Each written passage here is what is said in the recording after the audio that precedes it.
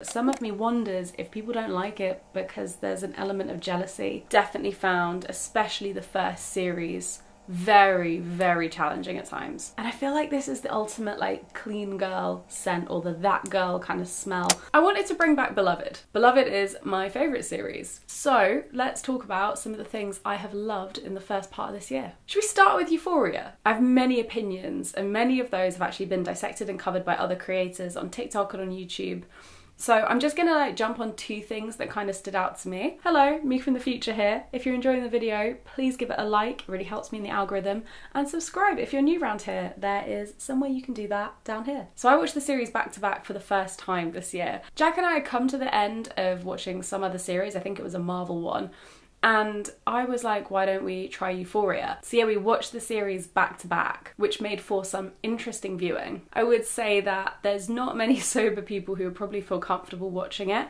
I definitely found, especially the first series, very, very challenging at times. Yeah, the warnings were true, basically. I definitely couldn't watch more than one episode a night for any time that Rue was in her addiction. But anyway, I loved it. If you haven't watched the seasons back to back, which why should you? You might not have seen it, but I really felt like Cassie's character just went really weird in season 2. In season 1, I saw her as someone who makes bad decisions, but you could sympathise with her. Whereas by season 2, it's like all sympathy or empathy potential was removed, and I couldn't really gauge her motives for doing things. Maybe I've forgotten what it was like to be a teenager, which is a shame. She was one of my favourite characters in season 1. I thought she was really interesting, and I love Maddie as well. Whereas Maddie, her character arc made so much more sense for me from season 1 to season 2. Cassie's, I was like, what are you doing?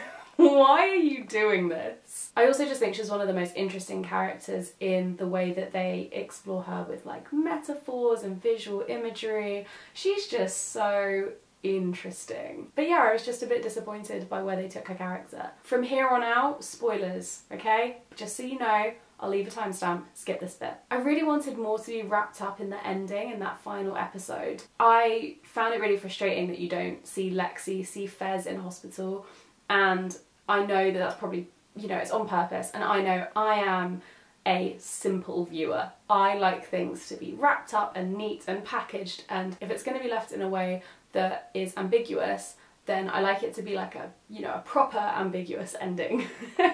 But this just didn't quite hit some of the spots for me. I did really like that Nate called the police on his dad.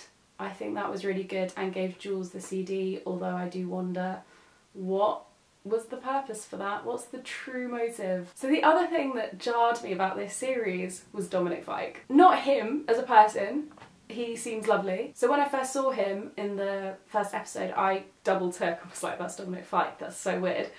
But you know what, I haven't really listened to too much of his music, so I went and listened to the most recent album. It's about being a hard partier, depending on drugs and alcohol to get you through a lot of situations or feeling dependent upon them. It was kind of just odd to see someone in a role that so mirrored what they describe of their personal life in their music. And after seeing that, I just made me kind of skeptical.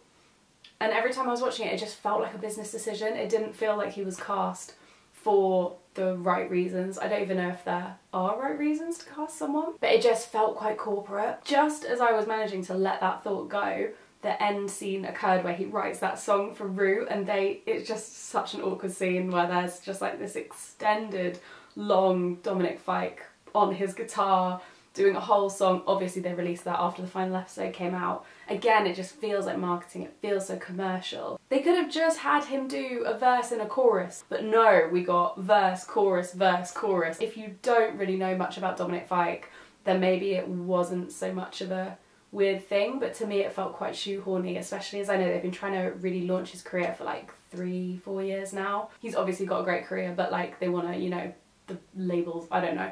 People seem to want to blast it into like the stratosphere. I know the New York Times did a really interesting piece on him. I'll link it below if I can find it. He's been the next big thing, and so him featuring in Euphoria just felt a bit obvious. Apologies if this has moved, I just needed to change some microphone batteries. But hey, hi! I have been using Sky Cinema, and I just last night watched North Hollywood. North Hollywood is this lovely indie film. It's like gonna be a cult classic, there is no denying it. all about skaters and like this coming of age story of this guy, and it really explores the relationship with his friends and with his dad, who is played by Vince Vaughn. And also he meets this girl who is Miranda Cosgrove. I was way too old to be watching iCarly, but I loved it. And it's just this really nice intimate film that explores his relationships, especially like the group kind of boy dynamic. I don't really see that explored that much in that many films, but it's really nice, especially with a coming of age film. And he's basically conflicted about whether to pursue his dream of being a pro skater or whether to go to college and follow the dream of his dad. It's interesting because I don't think I would have come across that film without having Sky Cinema. I think they select a really interesting kind of selection of films for their originals. As well as all of the blockbusters you know and love, Sky is releasing 52 original films over the course of the year, which evens out to one a week. And they range as well a lot. Like, I know that there's also a film called Blacklight that's coming out this month that's a Liam Neeson, like, action, thriller, a real exciting one. So there's really something for everyone. I have it as part of my Sky package and I just love it. I think it makes me a better film watcher because I get to see stuff that I wouldn't necessarily have seen without it. Anyway, I'll leave a bunch of links below where you can find out more about Sky Cinema. I'll just leave all the information down here. It's kind of like a little film club that we've got going on here. I quite like it. And thanks again to Sky for working with me on this video. It's just really nice to work with brands that I really use and I really love. Let's talk about music. I've been really diving back into Vince Staples by Vince Staples. It sounds so weird when you say it like that. Yeah, it came out last year, I think around like April, May time, and I enjoyed it and just kind of forgot a bit about it and then noticed it was creeping back into my rotation. It's kind of melancholy in a way that I don't get from a lot of music, let alone hip-hop music, for me at least. I get like the really more like hyper-pop influenced kind of emo hip-hop, but I rarely hear this kind of, yeah, melancholic, low-key stuff. I think it's really tastefully made. I think the production choices are really thoughtful and it feels very honest. And it's just got some bangers. It sounds so lame. Honourable mention also goes to Capra Songs by FK Twigs. That is her new mixtape. When Tears in the Club came out, I was like, oh, this is going to be my trashy anthem. I can feel it. A proper guilty pleasure. I really love that the mixtape is experimental for her. I think that's the point. The point of a mixtape is to get everything out, feel like you're really running the tap and putting your fun ideas into a project. I don't enjoy listening to some of it. It can drag a little bit, especially around some of the chats. Not all of the chats. I love the one before Meta Angel where she's talking about how she's really always trying to build on her confidence and always trying every year. She's like, this is my year. And then she becomes really timid and never fully embraces it. And I feel like maybe she's kicked that this year. But that's a really fun interlude to listen to. Whereas some of them I'm a bit like, it's just not bringing much to the tape. But that's my opinion, obviously. I still really enjoy the tape. I really like the song Jealousy. I like Pamplemousse. I like Tears in the Club, obviously. And I just love FKA Twigs. And so when she's experimenting, I'm happy. I've nearly finished this. Maybe we should move on to food and drink. Book-wise, I've only read one book this period. I'm currently in the middle of Girl, Woman, Other. And I loved this. This is Emily Ratajkowski, My Body. I understand where some of the criticisms come from. I can see why some people thought it looked too inward. If you don't know, Emily Ratajkowski is a model and she's maybe one of the biggest models. She is not a conventional model. She got famous for starring in the Blurred Lines video, and she talks about the way that her body has been viewed from the beginning of her life all the way through to doing the Blurred Lines shoot and following that. It is an inward-looking memoir and it is kind of structured like a series of essays. I loved the structure of it and I loved the way it was done. I think it was just really tasteful. There are some bits that are a little bit jarring. Like there was this essay about a free trip. I can't remember where it's to. It's somewhere like the Maldives. And she's trying to talk about it and I know what she's getting at because as an influencer I have those same conflicted feelings, obviously not to the extent of a 5-star luxury stay anywhere, but you know, there are sometimes these conflicts of interest and you have to reckon with those. But I think the way she approached it was a little navel-gazy. Something about it just felt braggy, even though I know it's not braggy. But I think a lot of the critiques of this book are people saying she's just navel-gazing the whole time, talking about herself, why is she not talking about her body in the wider context of how it's impacting people. And I don't think that's what this book was for, so I'm quite surprised that people are bringing that critique to it. It's a memoir. It reads like a memoir. It's a memoir. And it's a really interesting memoir at that. I'm just really surprised. And some of me, and I could just be being judgmental, but some of me wonders if people don't like it because there's an element of jealousy. On the surface, she has the perfect life and the perfect body, and she was able to make loads of money off of a commodity that a lot of us just don't have. But I think it's such a unique perspective from someone who has everything in the world, except the thing that got them everything in the world is one of the most coveted and controversial things you could naturally have. I really liked it. I found it fascinating, and I really liked the way she explores her life through the lens of the way people interacted with her body. Also, a fair warning, there's a lot of discussion of sexual assault. This is not a light book, but it's a good book. And I think if you are exploring your relationship with feminism, it is a really interesting book to read. Okay, now let's move on to this drink because I've nearly finished it. This was a non-alcoholic spritz. Most people call them an Italian spritz in the non-alcoholic world. I used this Anon bittersweet aperitif to make it. I put that with a little bit of either tonic water, or I go for like a non-alcoholic Prosecco and then just top it up with a bit of sparkling water, and it tastes like an Aperol. Sorry, my throat's a bit dry now. I've chatted for so long. It's delicious. I'm actively trying a lot of non-alcoholic drinks at the moment just to work out what I like, what I don't like. I know some people like to stay well clear of anything that reminds them of alcohol. But for me, one of the things about drinking was I liked the taste. So while you're not going to catch me walking into a wine shop anytime soon, I am keen to discover some alternatives to some of the drinks that I had before I quit drinking. Also, just reached 100 days, cheers to me. And yeah, this is one of them. I went into Club Soda's pop-up and did a little tasting, which anyone can do, by the way. You can just walk in and ask them to taste. Ask to taste some things. I really want to try some of the Liars drinks. I've seen them around loads. I found a few nice Proseccos. I love a fizzy, like a sparkling tea, a sparkling kombucha. There are loads of options if you're not a drinker or you want to drink less, and I couldn't encourage it more. I'm fully of the mindset that big alcohol is a really large industry targeting women and minorities to try and get them to drink more. It's like big tobacco, and we can push against that. Let's talk about clothing. There are two items that I have worn religiously this past few months. One of them is my black puffer coat from Under the Stories, and the other is my Christmas gift from Jack, which is this Acne Studios scarf.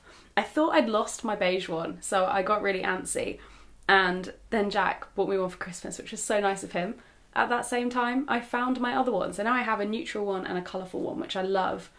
And you know me, I'm not much of a colourful girl, but I think this adds a nice, like, extra few colours into my wardrobe. But I really like that with the scarf I can just accessorise and play with colour a little bit. And I really love the colour of this stitching. It's kind of this neon green, like a soft neon. Anyway, yeah, love it, big fan. Final clothing item is also a gift from Jack. It's been my birthday, it's been Christmas, guys. I've been wanting these trainers for a really long time. I could never bring myself to go and hunt them down because they're always out of stock. And Jack went and hunted them down for me because he is an angel sweet boy. So it is the New Balance 550s. I have the grey ones. As you may notice, there is only grey down here. They're mainly white. He couldn't have picked a better colourway for me, actually. I really did like the green, but these are just perfect. They go with everything in my wardrobe. I'm trying desperately to keep them clean and only wear them on lovely sunny days. And yeah, I love them. I think they've got this really cool, like, Y2K, but by Y2K I mean on the tech side, like Windows 98 kind of energy. And yeah, they're just really cool. I'm very grateful. Jack is a great present purchaser. I forgot to mention media and podcasts. Media and podcasts is going to be like articles as well. I read a lot of stuff online. So maybe let's just talk quickly about YouTube. I have a playlist called What I'm Watching, which I try to update regularly. I'll leave a link where you can just like watch some of the videos that I've really enjoyed recently. But I would say one of the channels I'm loving right now is Colin and Samir. I'm halfway through their Mr. Beast video. But they talk about creators, and I love talking about the creator economy, just influencer culture, like the influencer marketing space. I find it fascinating. It is my job ultimately. And I also feel like a little mini historian of it because I've been around for a bloody long time. Anyway, they just do really interesting creator internet culture videos and I find them fascinating. In the beauty category, we have 3 things actually, but they're quick, I promise. One is the lipstick I've used up. That is as much of it as I've got left. I've absolutely torn through this. This is maybe the first time I will have ever finished a lipstick properly. It's called Cachet and it's by Glossier. It's their Ultra Lip. And I'm wearing it today. I'll pop a bit back on. It's just so nice. There was a really nice matte colour that was kind of similar. Anyway, it's a brown. It's a brown. But it's a nice brown. It's just so easy to wear and you can pop it in your bag and you can reapply it without a mirror and generally it looks okay. They used to have a Glossier product, a lip product that was like click, click, click and came out as like a almost like a liquid gloss, and that was just impossible to apply without a mirror. You would get it everywhere. But this is much easier and I love it. So if you've been wondering what I've been wearing on my lips for the past 3 months, that's probably it. And then I wanted to talk about the perfume I'm wearing at the moment. I've been doing the same thing every day for months, so I thought I'd share it. I'm combining 2 fragrances, and I feel like this is the ultimate like clean girl scent, or the that girl kind of smell. I know loads of people talk about Santal 33 from Le Labo, and this is like an alternative kind of combination to that if you're looking for something else. So my base is Glossier You. I've been using this as a base for ages. This is my 2nd bottle, I think, and it's meant to blend in with the scent of your skin or yourself. It's meant to kind of meld and adjust with you, but it's just very basey, it's very musky. I really like it. Understated and sexy. On top of that, I tend to add some of this Clean Reserve Lush Fleur, which when it first arrived, I was like, it's nice, you know, it's fine, whatever. But actually, it's such a good everyday perfume. I was such a big, sweet, musky evening perfume person until really recently. And now I'm really exploring new scents. Like I got Thé Noir from Le Labo a little while ago and really loved it. Almost like a clean cotton sea salt fragrance, but with a bit of floral. Like maybe like a little hint of jasmine. And then some musk. I couldn't tell you what is actually in it. I haven't checked. But these guys are a sustainable perfume company as well. Everything is recyclable. They make sure everything is sustainable in their process. I love them. But yeah, this is the fragrance for me. However, I just don't tend to wear it on its own unless I'm just like popping a little bit through my hair or somewhere that people are just gonna catch a whiff. Catch a whiff makes it sound like a fart. But the combination of them, I get told all the time, oh my goodness, you smell great. And this is why. And finally, what I've experienced this month. I forget we end this video with experiences. I like that. I went to the Wastage exhibition at the Design Museum in February and it was really interesting. It's a very in-depth look at how we use what we use and how we reuse what we use and the discrepancy in that. And it was displayed in such an informative and interesting way. I just thought it was a really interesting approach to sustainability education. It's in West London, so if you're around in South or West London, could be a really nice day out. I made a little short of it as well, I'll link that somewhere here. And the second experience that has been really lovely is I reconnected with one of my old school YouTube friends called Jana. I think you might know Jana, she's been around on my channel here and there a little bit. We haven't seen each other in a year or 2, but when we get together it just feels so natural and fun, and we talk loads about, again, the creator economy, influencer marketing, the YouTube space in general, and we just like deep dive and like discuss our ideas and like have like a bunch of like discourse around all this stuff, and it's so interesting, and I always come away feeling just like so refreshed and like, yeah, this is fucking cool. My life has become so rich and so nourished by getting sober, but one thing I'm still figuring out is what my evenings look like, what my weekends look like what my friendships look like. And one of the things I still love doing is going to dinner with someone, sitting down and just chatting about like life and the world and all these cool things and really getting to know someone. And yeah, Jana and I were out for hours. We met at like 6 o'clock and we were out till like 11:30, which is quite late. It was just a really nice evening. So that's up there on one of my experiences of the past few months. I'll link her channel as well, obviously. I'll leave some videos kicking about around here if you want to give them a watch. Thank you so much for watching. Let me know your thoughts on any of the things I've mentioned in this video. Particularly curious about your thoughts on Euphoria. Would love to know. And thank you Sky Cinema for working with me on this video. Always a pleasure. And if you enjoyed the video and you've stayed this long, give it a like. Always appreciated. I will see you in my next video.